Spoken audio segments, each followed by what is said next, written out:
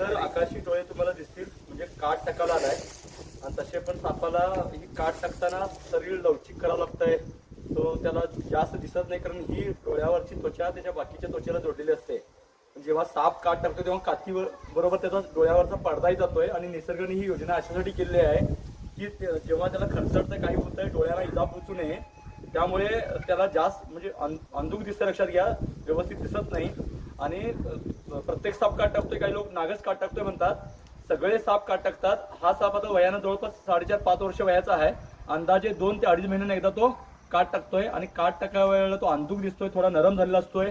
काट टाकल्यानंतर मात्र तो त्याला स्पष्ट दिसायला लागतंय आणि अशा वेळेला त्याला उन्हाची वगैरे गरज लागते. त्यामुळे असे साप येऊन बसू शकतात. खरं तर सामान खूप होतं, ग्रामीण भाग आहे आणि घोणस आता प्रमाण कमी जरी असलं ते निसर्गात ते फिरतात आणि पकडायचं ठिकाण सुद्धा अडचणीचं होतं. साधारण 4-4.5 वर्ष वयाचा हा घोण जातीचा साप आहे आणि काट टाकायला आल्यामुळे तो तसा त्या ठिकाणी बसला होता. आपल्या आजूबाजूला काळजी घ्या. सरपण असं गवत शिणी लाकडं असतात. ग्रामीण भागात लोकांनी सगळे साप आता शेताकडचे गावाकडे येतात आणि त्यामुळे आपण लक्ष ठेवणं, हात पाय लागून ही काळजीने आपल्या मुलांची परिवारांची सुद्धा काळजी घेणं गरजेचं आहे. स्वतः मात्र चावत नाहीत पण आपल्या चुकामुळे सर्प चावू नये ह्याची काळजी घेणं जास्त गरजेचं आहे. घोणस रसस वायपर